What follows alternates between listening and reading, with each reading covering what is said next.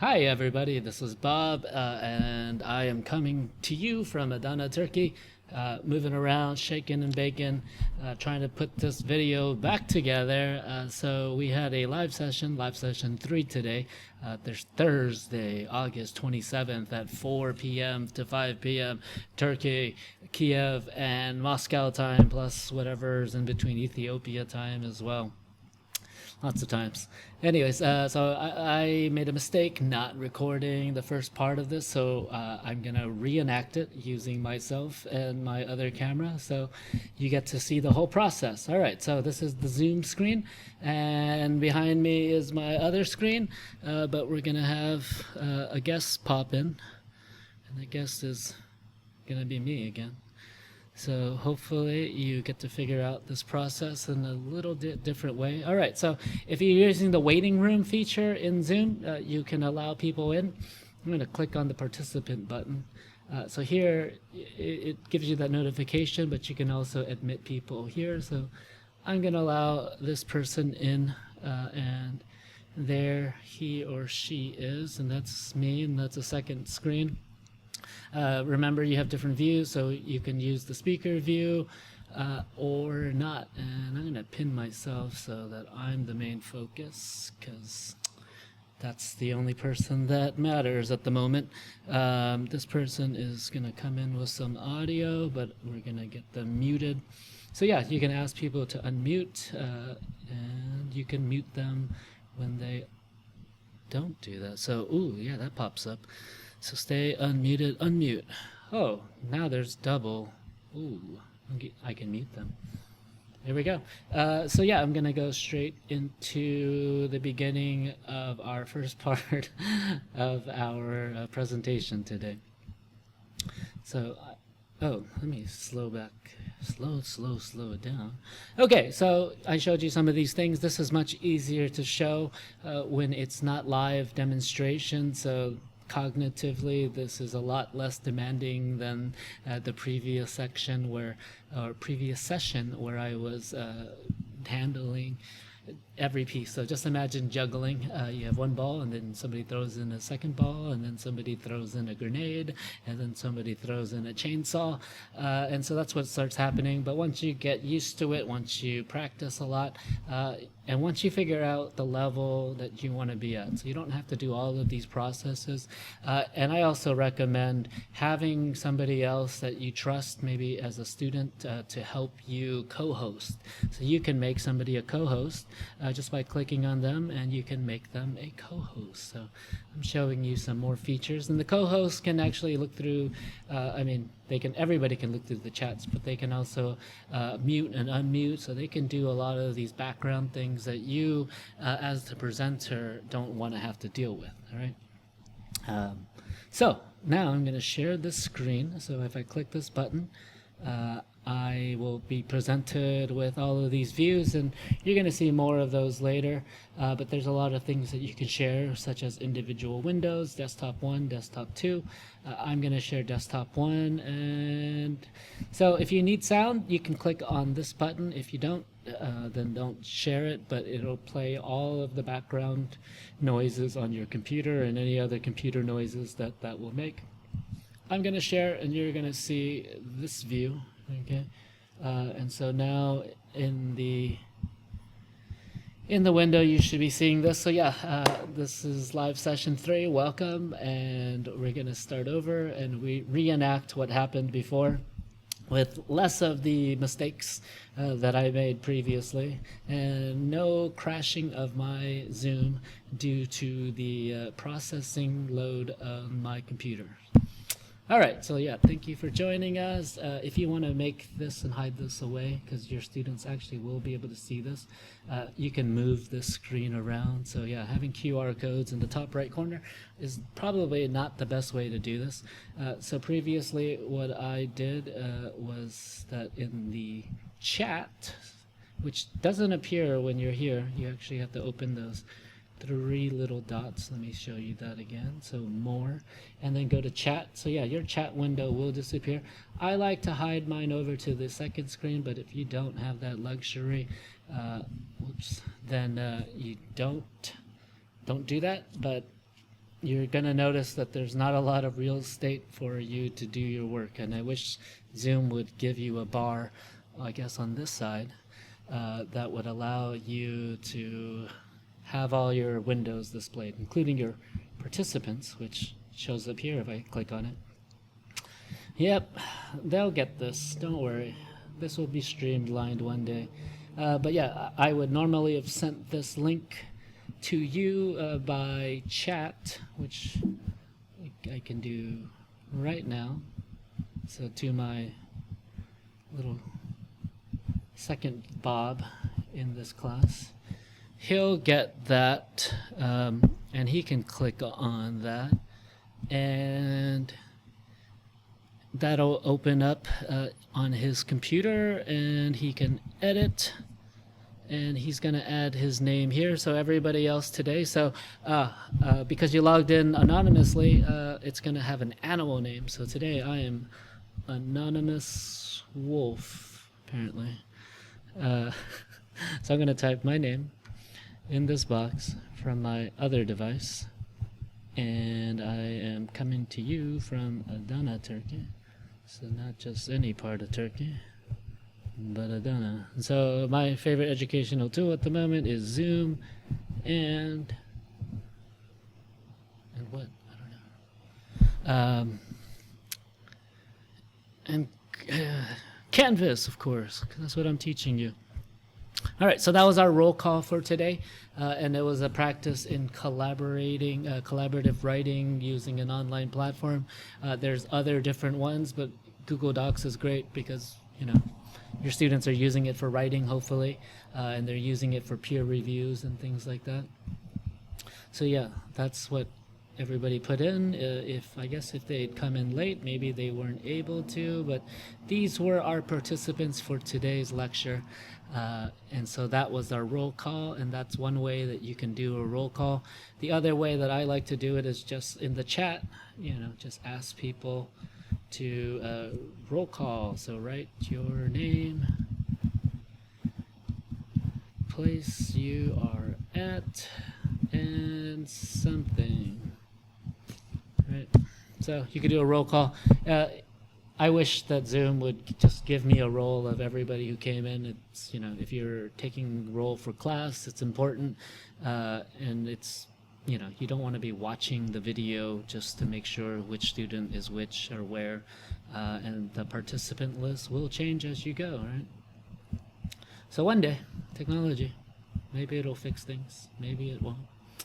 And so yeah, after that we talked about the synchronous tools and the different demands, different factors that might influence our choice of what synchronous tools we can use, whether it's an institutional demand. So here in Turkey, they are not allowing us to use it at the public school system. They're not allowing Zoom or Google Meets because those are there are privacy issues with the data being stored overseas. Personal preference is what you use on a daily basis. Student accessibility, which means do students have access to this outside of class, you know, as an app. I think a lot of students where I teach, a lot of them don't have their own laptops, and so that makes accessibility for live sessions very difficult. And that's also something you have to think about when you're creating these tasks. So, you know, our smartphones are smart and can actually multitask, and you can listen to the synchronous meeting while you're writing into the chat boxes and things like that. All right, and also pricing and limitations. So we'll talk about that quickly. But yeah, here's a chart, and it's a little outdated, but there's a lot of information out there about which platforms have which settings.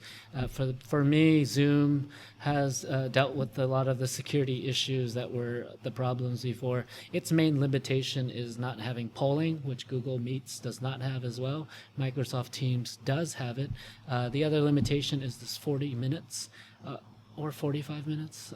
I got to clarify that for you. But you can overcome that, like I explained later on, simply by just telling your students, okay, 45 minutes, and we'll take a break for 5 minutes, and then come back into the class, get your tea, get your water, get your push-ups on, and use the restroom if you have to. Here's some more information that somebody's put together. So there's a lot of data out there. Please do your research to figure out what is the best option for you. All right, and so yeah, then we went into the Zoom basics. But I think before that, we did take a poll. So the poll that I had asked you to take was this, and yeah, you can edit polls in Zoom. Once again, you have to have a paid account for this, so I do have a paid account, but you can make questions, you can choose the one that you want to ask. So these were the ones that I've made so far. But that's the Zoom poll. It shows up, it's easy to use, it just shows up right on your the screen of your participants. Wonderful stuff. What else? We did another poll. Okay, and the other poll I had used a Google Forms, okay? And so you can make a poll, you can make a survey, whatever you want using Google Forms. Try it out. I mean, if you've never used Google Forms before, it's quite simple. There's a lot of great tools to add different types of questions. You can make them required. You can duplicate these questions so that you can continue to have the 4 multiple choice questions if you want. But then there's other things like Likert scales, check boxes so people can choose more than one thing. I'm going to delete this. And the question that I had asked, oops, this one was supposed to be deleted, was this. And so yeah, once you have your question, this is just a 1 question poll. You can make as many questions as you want. I just chose the link and I copied and pasted that into the chat box. And then everybody was able to get it. So on my other device, Bob number 2 would be able to see this and open this and respond to this question. Okay, so out of our 9 participants today, you can see the responses here, and then you can use the shared view in order to show students what their options were. So the question was, what is the most important tip for online students given in the webinar, strengthening online engagement? And out of all those choices, number 2, understand course objectives, tools, and requirements seem to be the most important. So, followed by a 3-way tie with develop a consistent routine. This is as a student, okay? As a routine, create a peer support community, review basic technical needs. So something I didn't mention was I thought that the most important one would have been plan your time, since most of you talked about that in the discussion. But you know, I think here you chose more of the course objectives, right? So very important, especially in this course, knowing what the objectives at the end are and how to get there. And we are still processing all that information. So that's a Google poll, Google Forms poll type of a question. You can look at the live responses, how many people chose what. If you have multiple choice, it'll show you all the choices. If you have a Likert scale, which I like having, you can do the average yourself in the document. This isn't going to work, obviously, but you know, you can do something like that. So I'm going to close this out. And I believe that was all that I lost today. And then we got into the Zoom basics. Okay, so hopefully you were able to see more of the process here.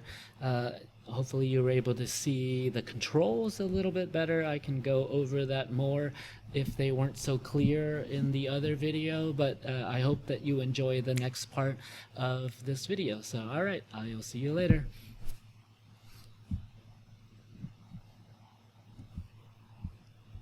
Nope, I'm still here.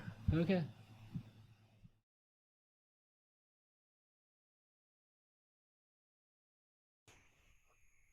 Thank you, David. That's something my friend does. So she puts a Post-it note whenever she starts these to remind herself what to do. So make sure you have a reminder to press record. All right. Let's do this again. Okay. This is the 3rd method. This is a Mentimeter. Has anybody used this before? Okay, so this is my first time using it. I'm going to throw this in the chat. A lot of polling today. But I think polling is really good, especially when you're not using Zoom with a paid account. You can do this throughout the course or throughout the lecture to figure out, your students' needs, their understanding or lack of understanding of what is going on. So and you can continue your presentation while they're participating in that, so it doesn't hurt the flow. Right. And you can take a break, turn off your camera, get some tea. Sometimes I walk away from my computer. All right, so the question was, what is the most important tip for online instructors given in the webinar, Strengthening Online Engagement? So this is talking from the instructor's point of view. And I wonder if I can make this view bigger. But yeah, this is live and it's coming in. How do I hide this slide? First present. Ooh, there we go. All right, so I press present. I guess you guys can all see my ponytail. Okay, how many do we have? So 86% said plan for engagement from the beginning of the course. Right, so I think a lot of us, when we think about online courses, we think about them as just asynchronous. And I think that's shifted. I think that movement has shifted just from everybody does everything on their browsers alone using discussion boards. I think due to what they call bandwidth now, this ability to get online, to do streaming video, that we have a lot more options as instructors and as students to be able to see and interact with each other in different ways. So I love the fact that most of you have chosen plan for engagement from the beginning of the course, okay? And that can include multiple things. The second most chosen item was regulate instructor feedback.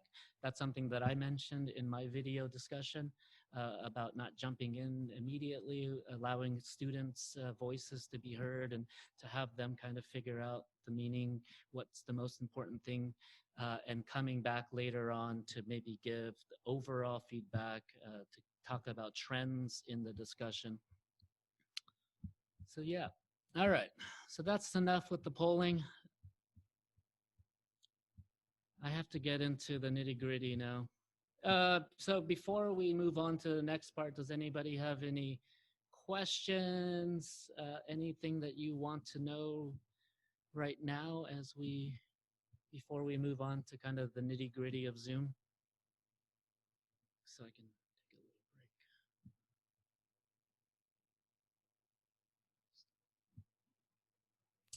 break. Oh, and one thing regarding polling, like doing surveys in Canvas can achieve a similar effect, and it can be presented as pie charts and bar graphs. And when I've done online and blended courses, I've used Canvas and have done polling in class where students had access to devices, and I used that as a live, like in real time polling is through Canvas. Yep, that works well too. Okay, I'm gonna switch my camera view. Let's see. All right, so this next part, you have to get out of the gallery mode. Okay, and you actually have to pin my window. So if you're looking at the screen now, I'm gonna switch to the gallery view and make sure under my face, which is now showing David, hey, you're gonna click on pin this video, okay? And that's gonna allow just the screen. So I'm using a fancy schmancy hack in order to show you my complete screen at the moment. And that's the only way that I can show you the Zoom controls. So you should be able to see the Zoom controls. Is that correct? Not all of them. There we go. And I'm not mic'd. Okay. Has everybody got it? Okay. Let me do that on this old screen as well. Nope, can't do that. Okay. Let's talk about the settings.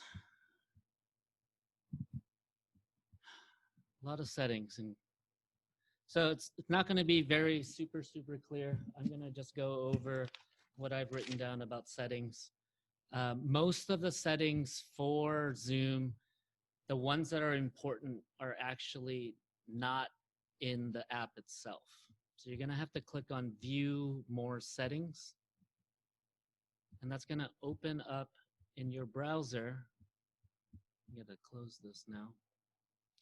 All of the settings that you can manage in Zoom itself. Okay. I like to use waiting rooms. I think it's actually a great feature. This might not be super sharp and clear just because of the lack of high fidelity technology going on over here. But I'm going to just explain it to you. This is the waiting room. Maybe I can zoom in a bit.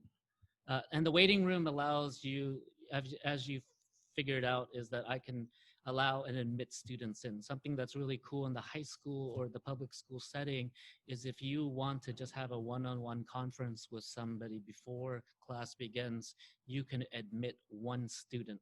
And I got that information from the podcast called The Cult of Pedagogy with Jennifer Gonzalez. It was a great little tip. So if you want to just allow one student in first to maybe talk to them about some issues or just to say hello, maybe each class you choose one student to come in first so that you can just have a short 1 minute, 2 minute face-to-face before you go on into the lecture. I think it's a great way to create genuine connections with your students. All right. The other thing that's the opposite of that would be to allow students to join before the host. Okay. So if you can see that, oh, I highlighted it. Yeah. And so that's something I like to do for my other class. And it allows them to come in and talk to each other before I get into the classroom. And it kind of makes it feel more like a classroom setting where the students can kind of mingle, figure out how to communicate without yelling over each other in Zoom. I think that's one other option you can use. And this is set right now, and that allows you to come into that waiting room. Can you guys see each other in the waiting room? No? Yes? Thumbs up? No. Okay. I'm going to use this. This is supposed to be red, so no. The next would be chats, so allowing chats. This should be on. Something I like to do is to automatically save the chats, and that allows, any of those questions that you have, you can do a roll call this way and get attendance, because there really is no way on Zoom to figure out who's been to your meeting unless you rewatch the video. So doing some kind of roll call, I think, is really important. We've done the roll call today using Google Docs, but you can do it on the chat. And so by doing this, when you close the meeting out, you'll get the a text with all of the chat and who chatted and who said what. Screen sharing, let's get to that. So this is important, who can share. So it can be you, or you can allow all participants, and that's something maybe in a different type of class where you want your participants to do some kind of a presentation. You might want to use all participants. I'm not going to get into all of the features. I don't like the whiteboard that's present in Zoom. There's probably much better whiteboards out there, such as, I don't know, blank, something, everything. Help me out here, guys. Okay, breakout rooms. Okay, so by default, breakout rooms are not enabled, okay? So you have to click on enable breakout rooms. And breakout rooms can be used by even basic accounts. So you do not need a paid account to use breakout rooms in Zoom. So as a teacher, if you use Zoom, you get breakout rooms without having to pay any money. But know that your meetings are limited to 40 or 45 minutes. and to me, that's not much of a limitation. What it allows me to do is do a break at 45 minutes. So if you've ever done like a longer class than 45 minutes, you can allow students to have a 5-minute break, leave the meeting will close, and then they can rejoin with the same link. So to me, that 45 minutes isn't really a limitation. It just gives students a time to take a break and you to use the restroom or to continue to fill your tea, which I am doing right now. All right. And that's pretty much it. Virtual backgrounds, I would say, is something that you have to make a call on. And that's something I think in expectations. Some people might put strange backgrounds sometimes. It's something that you should be aware of. But you can allow that to happen or you can turn that off as well. And for the settings, that's the basic ones that I think are really important. If anybody has any questions or comments about that, come and jump in. Any other settings? No? All right, so you're looking at my view still. Oh, did you talk about how you were playing music earlier? Oh, okay, we'll get to that. Thanks for reminding me, David. All right, so under the audio setting, you can see your mic going. One of the things I wish that Zoom would do would show me kind of how much noise is coming out of a student's microphone. That's something I think Cisco WebEx does, and it'll probably be added at some point, but it's nice to know who's making all the background noise.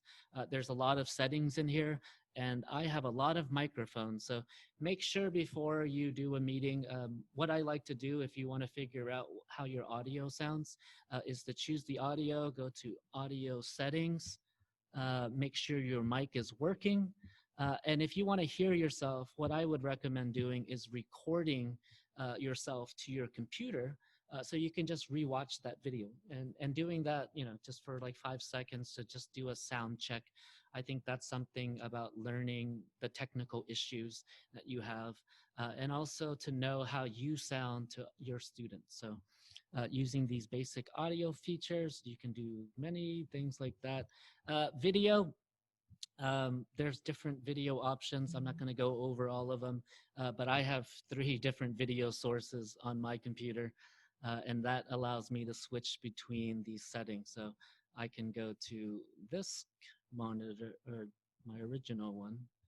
I can go to my FaceTime one, which is a little different, and I can go to this strange OBS thing that I'm using to look at David.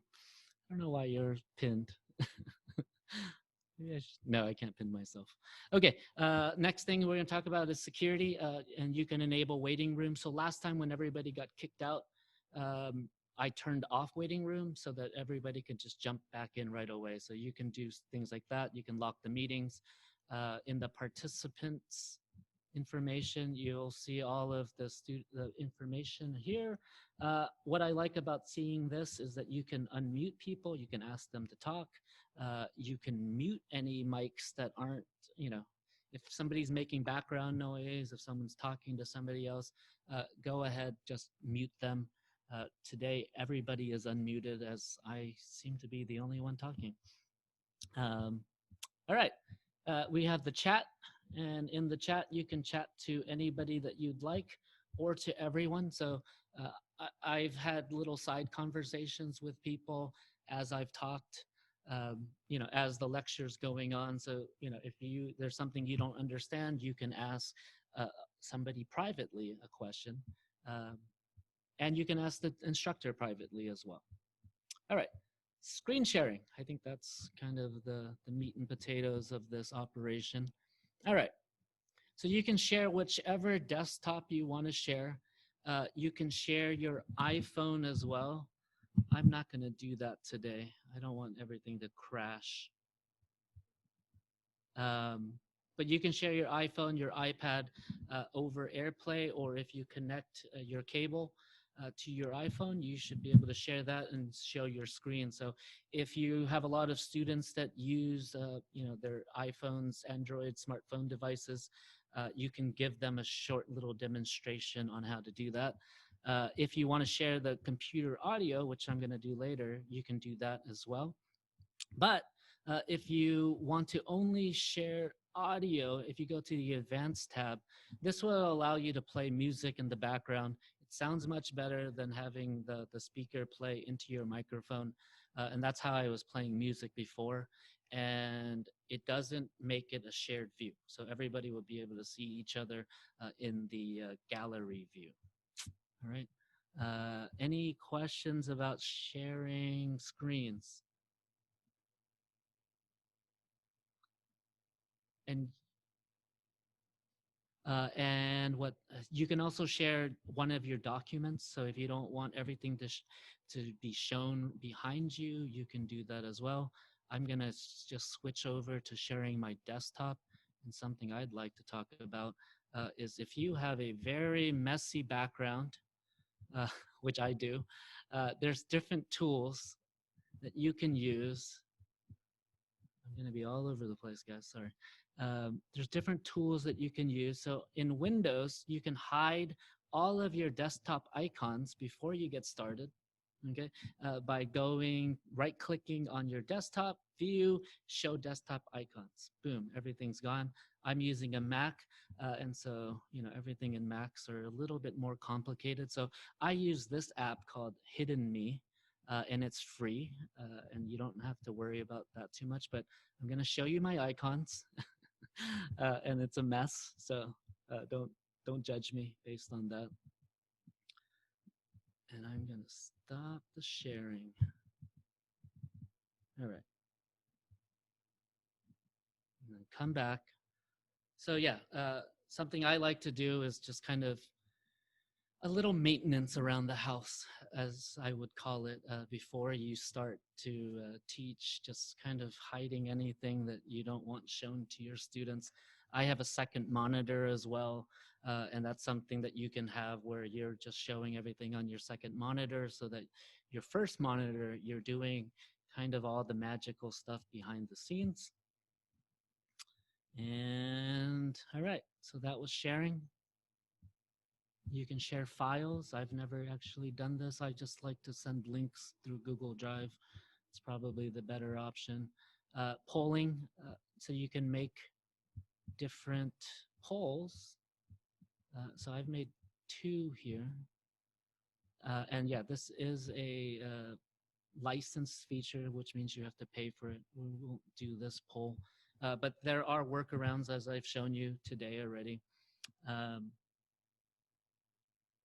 So there are breakout rooms for basic versions. So here we have the option for breakout rooms. So like I said, breakout rooms are not enabled by default. So even for the basic version, which let me see if I can show you my basic version right here. So this is my other account, the one that you're seeing. And this is a not paid account. And if you go to your settings, which I am doing right now, and there's so many settings, I like to use the find set feature in my browser. So yeah, by default, breakout rooms are not enabled for basic accounts and for license accounts. So as long as you click on that, you'll be able to see the breakout rooms even in a basic account. Okay, so allow hosts to assign participants to breakout rooms when scheduling. That's something you can do if you know your participants. And I think they have to have like a signed account. Let's go back. And okay, so to do breakout rooms, you press the breakout room button. You can manually assign people. You can choose how many rooms, and it'll show you how many participants. And that does not include the host, okay? So as a host, you can join any breakout room. I'm not gonna break you out. I'm gonna show you how the breakout rooms look. So let's do this automatically. And you can see what this looks like. So here in breakout room, one, my other Bob. Oh, other Bob's there. Okay, great. And you can move them around, so you can readjust these. So if you have groups that we've made for class, or if you don't want certain people together in the same room, you can move them around. You can exchange somebody from breakout room 1 or 3. You can do a move to and just assign them. Um, yeah, so in this breakout room, there's only 3 in breakout room 3. And once you press that, that's when it gives you that dialogue that you've seen, where you are the one that you get to pick if you go into the breakout room or not. If you don't like this combination, you can do another breakout room and recreate them all. It just does it randomly. But if you do have groups, this is a good time to kind of move people around. Any questions about breakout rooms? So you can monitor. So Onur had a question about monitoring the rooms. So as the host, I like to jump in to breakout rooms, and I'll just say hi. I don't stay long. I give them a time limit. I actually set a timer on my phone so that it's easier for me. Instead of, I think every time you go into a breakout room, that timer gets reset for the host. So I just set something on my phone so I can see. And what else? I'm gonna keep pinning David, sorry. There we go. Yeah, any questions about breakout? You must enter the room to monitor it. Yeah. So you can't just like get this weird bird's eye view. If you're recording, it won't record the breakout rooms either. So whatever happens in the breakout rooms stays in the breakout rooms. I think that's the saying in Las Vegas. All right, and yeah, recording. So I'm recording right now. You can record with the basic account to your computer, which I think actually is probably better if you have like low bandwidth on your computer. And it allows you to have a file. Make sure that when it saves it, you can choose in the settings. Let me see where my settings are. In the settings, you can save a you can save the gallery view or the presenter view. So whoever is talking. This is for cloud recording. I don't know. Anyways. And so when you do breakout rooms, it stops recording. When the breakout rooms end, does it automatically start recording again? So what I've noticed is as I go into, so I'm recording as the host in the main room. Once I go into the breakout room, it pauses the recording on the cloud. And then when I come back, it automatically restarts it. But yeah, you'll see right up here that there is a little cloud with a little pulsing red dot to just indicate that you're being that you're recording.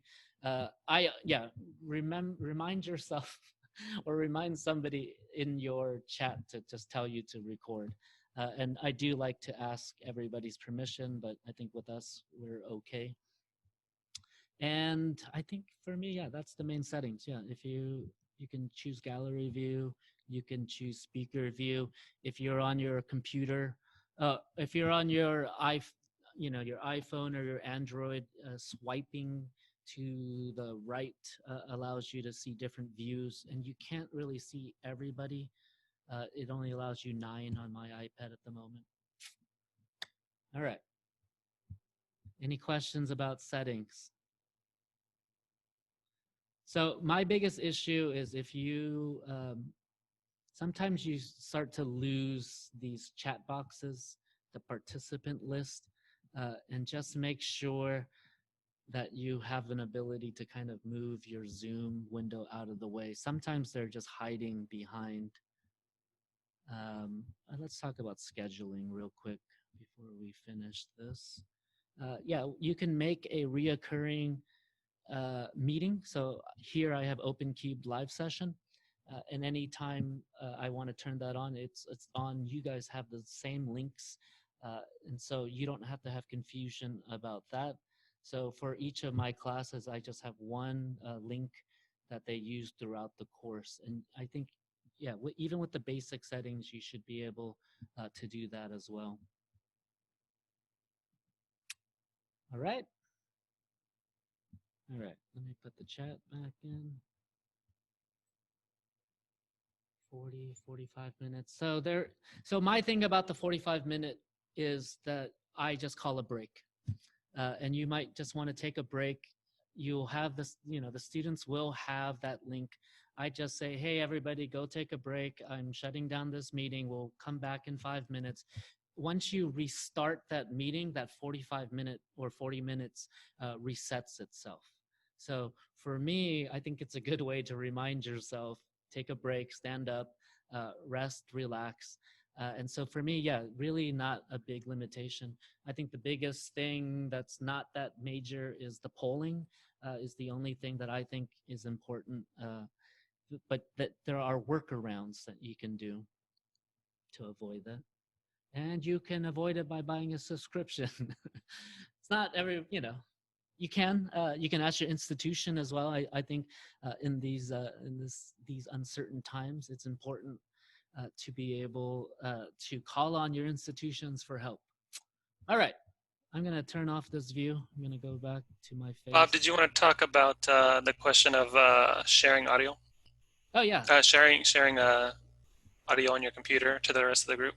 Oh, okay, so let's have a little dance party while we're at it. So if you go back to the shared screen in advanced, so this one's cool. I like it because it allows me to still have my webcam playing and everybody gets to see each other. So we've used this for personal Zoom use.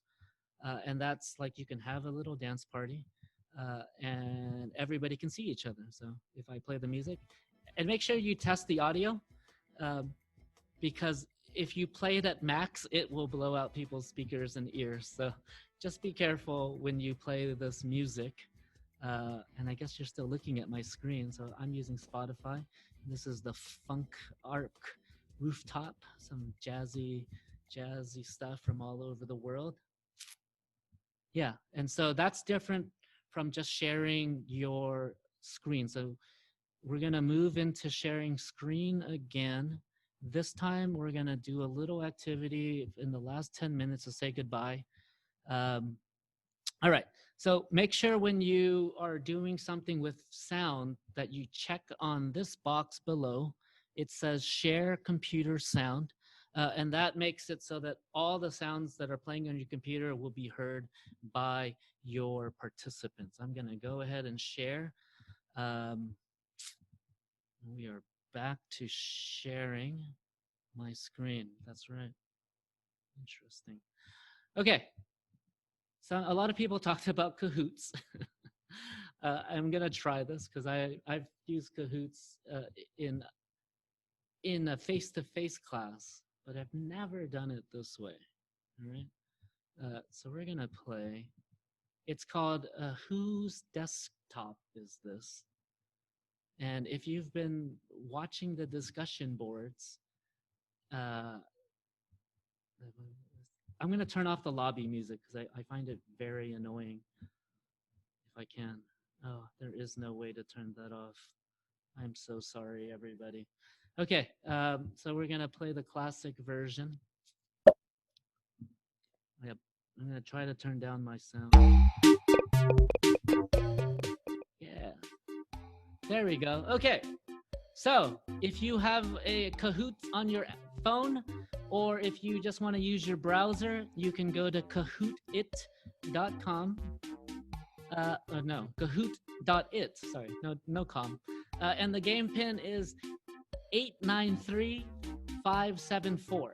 Okay, so you're gonna have to have your screen showing. So I do recommend you doing this on your phone, okay, or another device, unless you're really good at managing your windows, right? So you need to be able to see the game board itself, and you on your phone, you're gonna need to have your little device going. So let me join in because I want to win. So MJ, Latte, Olena are in. Wonderful. I'm gonna get in here because I want to win today as well.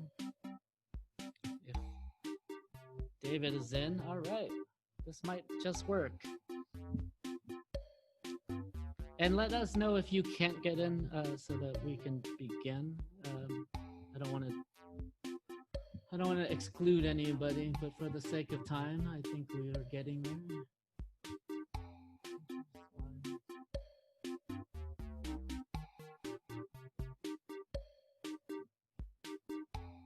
6 players? Anybody having issues? Orhan's in. Oh, Bob's in. Can I play too? All right.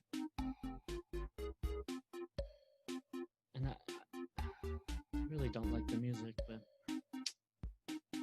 get used to it. All right. Oh, I spelled my name wrong. All right, Bib is in.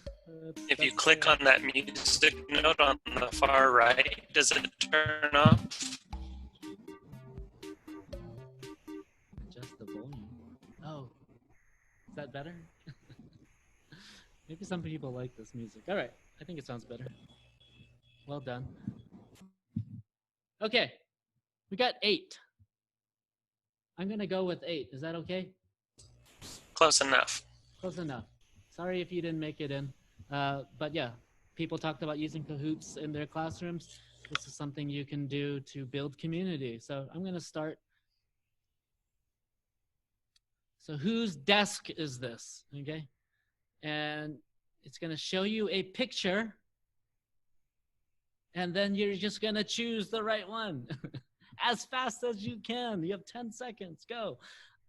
I'm going to win this because I made this, I hope. All right, so that was Bob's desk and 4 people got that correct. Thank you very much. You looked at my desk. MJ is in front. Mary Jane was 765. Blah blah blah blah blah. Question number 2 is the same. Whose desk is this? All right. So first Tana, Tuba, Natalia L, Metin. Whose is it? Maybe she's here today. He. All right, so that was Ghana's desk. So if you've been looking at the this group discussion, you're quite familiar with it. If you haven't, maybe go back and read over everybody's desk again. David is now in the lead. Wow, that was fast. Good job, David. And Olena's in second, and MJ has fallen to 3rd place. All right, everybody still has a chance. Whose desk is this? Boom. I don't know. Maybe she's here today. He, it, they. That's the word. All right. So that was Victoria's desk. And let's go move on. David is still on top. Elena and Victoria. She guessed her own desk correctly. Good. All right. Whose desk is this? I spelled that wrong. I'm sorry. Oh my gosh. I made this like in 5 minutes. All right, Maria. Yeah, sorry about the grammar issues that I'm having today. But Maria's desk, that is it. And David, MJ, Olena are the top. And the last one, go. Whose desk is this? I wonder if they are here. 1 second. And boom. All right, that was Svetlana's desk. And let's look at the results. So whose desk is this? The podium in third goes to David. In second goes to Latte. I don't know who Latte is, but good job. And the first place is Victoria. Wow, wow, wow. All right. Good job, everybody. I'm tired. Give yourselves a round of applause. And that's how you use Kahoots online. You got to share the screen. Make sure students have another device, or if they're nice and, if they can figure it out, they can have a browser and their Zoom going. Hopefully they should be able to see it. It's pretty simple graphics, so it shouldn't be too difficult to read. I apologize for my grammar and my lack of double checking everything, but this came together in the course of 3 hours. All right. Ghana says she's in the waiting room. Oh, Let's see her. Oh, never mind. Sorry. Continue. Continue. Will All you right, mention so Loom today? I will not. I think we ran out of time. But if you have a screen capturing device that you've used, I mean, I could let's show it in 2 minutes. How about that? We can do this. All right. So if you go to loom.com, nope, that is Loam. And I've already downloaded. So Loom, I think is cool because it allows you to save these videos to the internet, and you can easily share them with your students. So if you ever need to make a tutorial for your students about how to do something, I think this is really, really important right now. I mean, there's a lot of videos on YouTube, but I think personalizing it and just kind of walking them through how we use something for education is very different from actually just watching a random video. So if you can find great videos, great. I would recommend you share those with everyone that you know, so that there's kind of this database of of information that is dedicated towards education. Where did that go? Oh, okay. So Loom is a screen capture device. It allows you to save what is on your record what is going on your computer. There it is. I got too many things going on.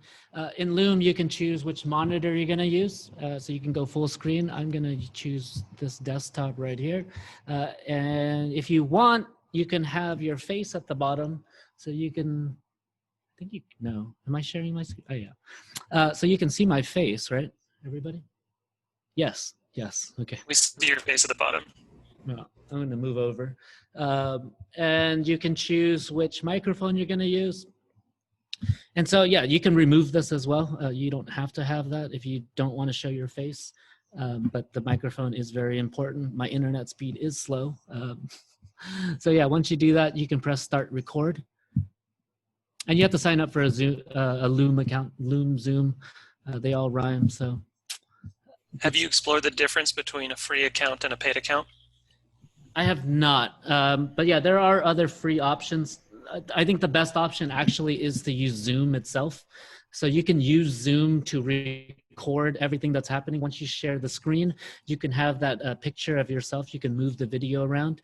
But yeah, the thing about Loom, I think the paid allows you to do like 1080p and more storage. But I think the basic account is plenty enough. It gives you a shortcut here for me to stop recording. I would press Command Shift L as in Loom. I got it. And so yeah, right now it's going to be recording after the countdown. So it's going to start recording everything that I'm doing right now. There's this little box here if I want to stop this or cancel or restart. So if you messed up on something, you can just restart the recording. Once you're done, you press stop record and it goes to the cloud, which might be choppy because I'm running 20,000 different things on my computer right now, but here you go. It's the screen recording that you have to do for task number 4, which will be due on Tuesday. So you can watch it right there. I didn't record very much, but yeah, you can send this as a link to your students. And if you want to embed it into your, into your post for next week's discussion, screen recording tasks, then that's how you can do it. So to me, Loom is fairly simple. It's a simple way to share. You don't have to worry about YouTube or uploading anything. It's already just kind of built in with the cloud and sharing in mind. That was a 4-minute discussion. Cool. All right. Any other questions? Very well done. Does it let you choose how much of your screen you want to record? Or is it the whole screen? Good question. Let me look back at that. We can check that out and let people know. So you can do screen only. So that means you can choose any window. So there's different options when you're clicking on that little Zoom icon. You can have screen plus cam. You can do screen only. And under screen only, why do I not just share this with you? under Loom, yeah, so you can do screen plus cam. You can do screen only. If you choose that, you can also choose the window. So you can just have the browser or your PowerPoint showing. And so nothing else will get into that screen of yours. And yeah, okay, so you can't do custom size unless you pay for the Pro. I don't think that's a big deal because you get to choose the windowed version. But yeah, Windows has something built in. If you press Command G, it'll show up with the screen recording thing. For Macs, if you use QuickTime, there's a way to record your screen. And if you open up QuickTime, if you want to actually have your video playing while you're doing a screencast, the thing that I do is I just do a new movie. This probably won't work. Oh, it will work. And I just resize this. And I put it into whatever corner I want. And the most important thing is you have to click float on top. So now this will float as I'm talking to you. You could do the same with the Windows, with the camera app. All right, any other things? I can just keep throwing knowledge out. If anybody has any strange, odd questions. Which that is a great session. Oh, thanks. All right. Cool. Any other questions? Anything random, weird? Anything you want to learn about for next time? Just throw it in the chat or unmute yourselves and say something. I haven't heard anybody's voices today except my own. And if you think of anything later on, you know where to find us. We can add stuff, share stuff to the group, or you can share stuff to the group yourself as well. Yeah, so we overcame. I didn't record some of that beginning part. I'll just re-record myself. We missed the Google form. Yeah, so I'll record all of that flopping around, saying, "Oh no, my computer broke." But yeah, we can. All right. Well, thank you all for coming. Yeah, thank you. And now I can relax. We'll see you all next one-on-one for our consultation ones next week.